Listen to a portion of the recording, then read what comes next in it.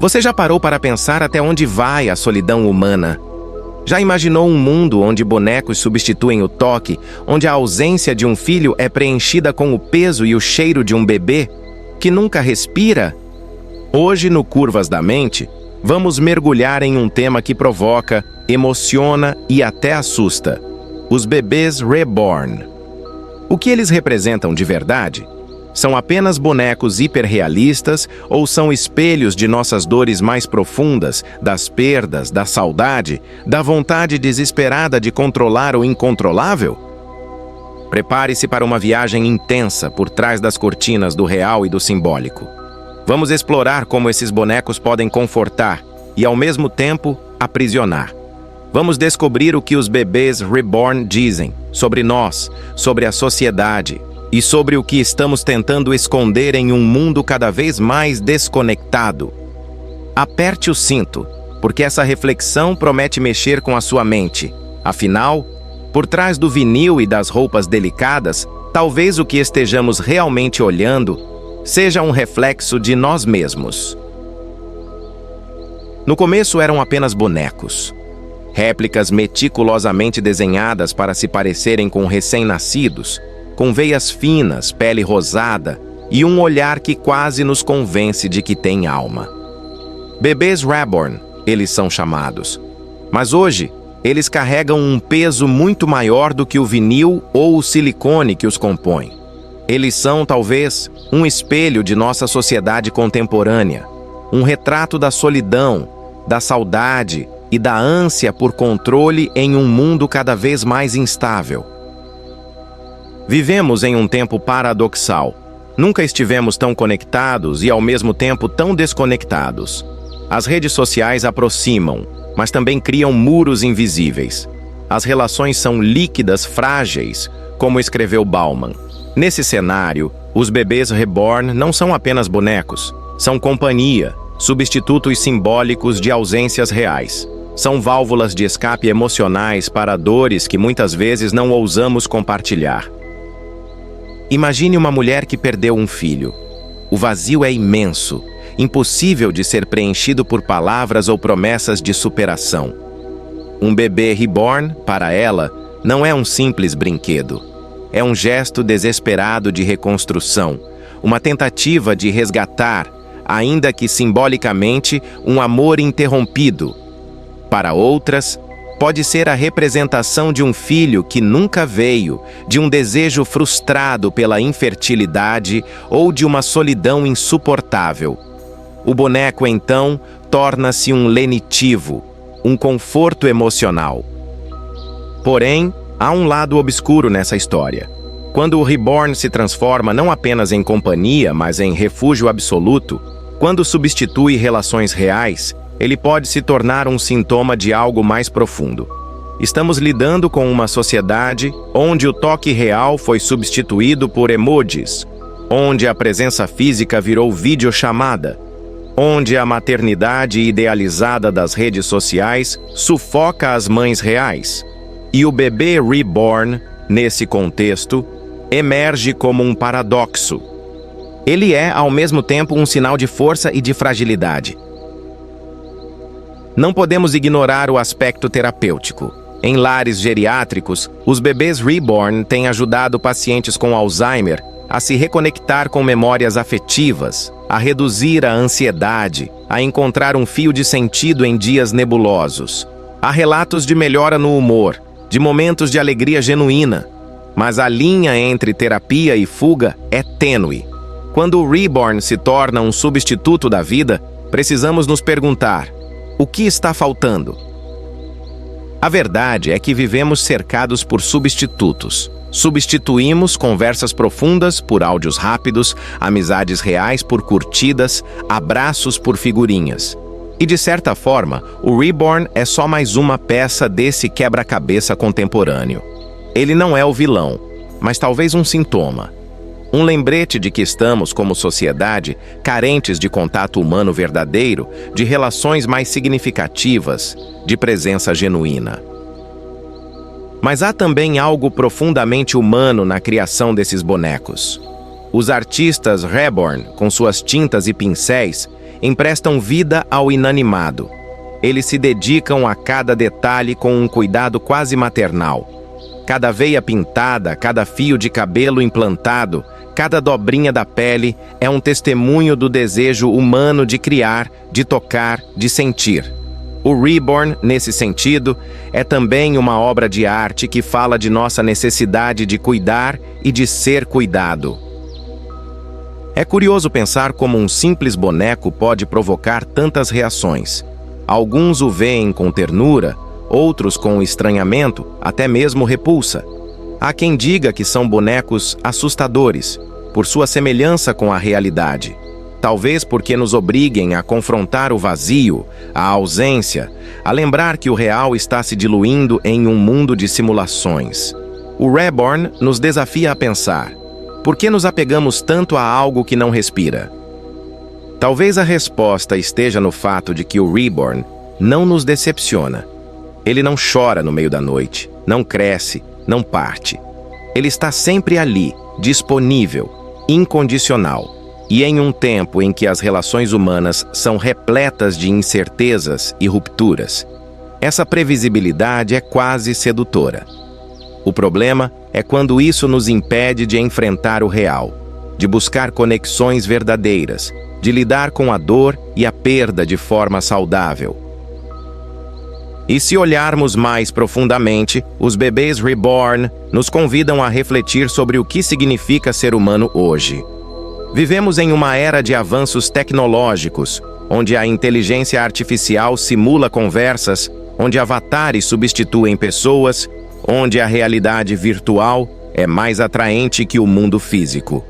O Reborn, nesse contexto, é quase um protesto silencioso. Um lembrete de que, por mais que a tecnologia avance, a necessidade de toque, de calor humano, de afeto real, nunca poderá ser completamente substituída. Portanto, os bebês Reborn são mais do que bonecos hiperrealistas. Eles são um reflexo de nossa sociedade, de nossas carências, de nossas buscas por sentido e conexão. Eles nos desafiam a pensar sobre o que estamos nos tornando, sobre o que valorizamos, sobre como cuidamos ou deixamos de cuidar uns dos outros. E sobre o preço que pagamos por viver em um mundo cada vez mais desconectado do real. Se você já viu um bebê Reborn de perto, sabe o quanto ele pode parecer real. O peso nos braços, o toque da pele, o cheiro suave de talco. E nesse momento, talvez você também tenha sentido uma pontada no coração, um misto de ternura e desconforto. Porque no fundo, o Reborn nos obriga a olhar para dentro, a perguntar: o que estou buscando? O que estou tentando preencher? O que estou evitando enfrentar? A intenção aqui não é julgar, mas convidar à reflexão. Para que possamos, como sociedade, repensar nossas relações, nossas prioridades, nossos afetos.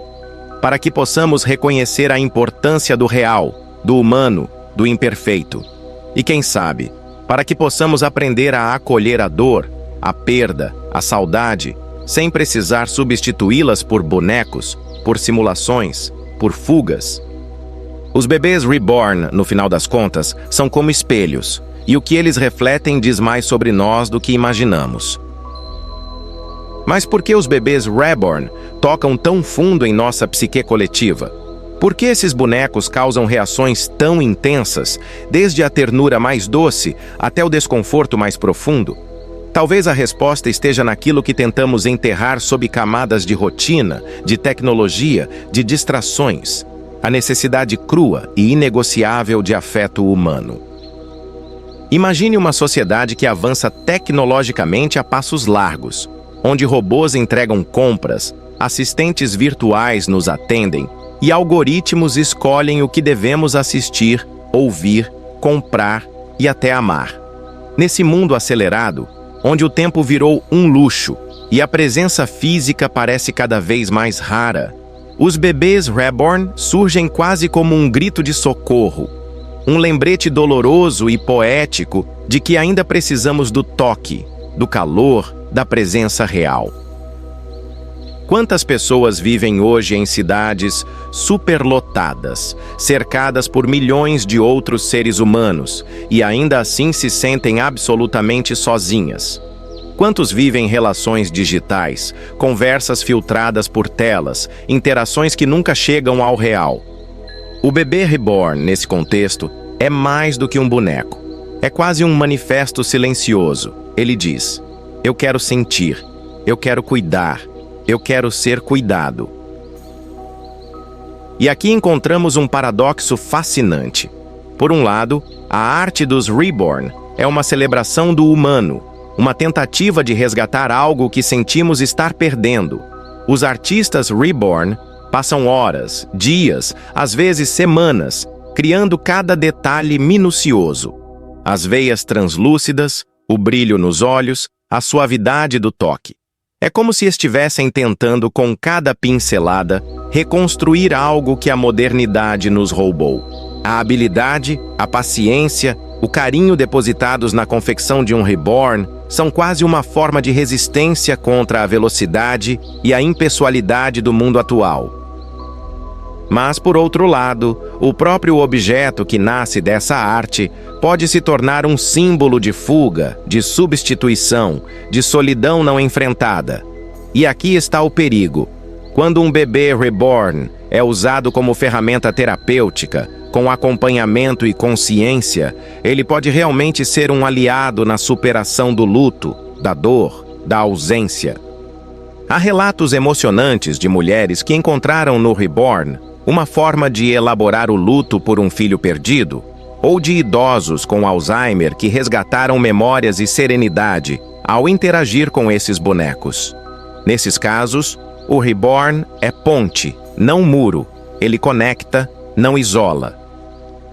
Porém, quando o reborn se torna um substituto absoluto, um escape total da realidade, ele pode aprisionar.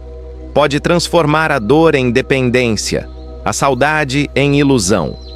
Pode afastar a pessoa ainda mais do mundo real, das relações humanas, do enfrentamento necessário para o amadurecimento emocional. É por isso que muitos especialistas alertam para o uso excessivo ou inadequado desses bonecos, especialmente quando há sinais de isolamento, negação ou recusa em buscar ajuda. E não podemos ignorar o contexto social mais amplo em que esse fenômeno se insere. Vivemos em uma era de hiperconexão e, paradoxalmente, de hiperisolamento. Redes sociais exibem vidas perfeitas, enquanto escondem dores reais. A maternidade, por exemplo, foi idealizada a ponto de se tornar quase inalcançável.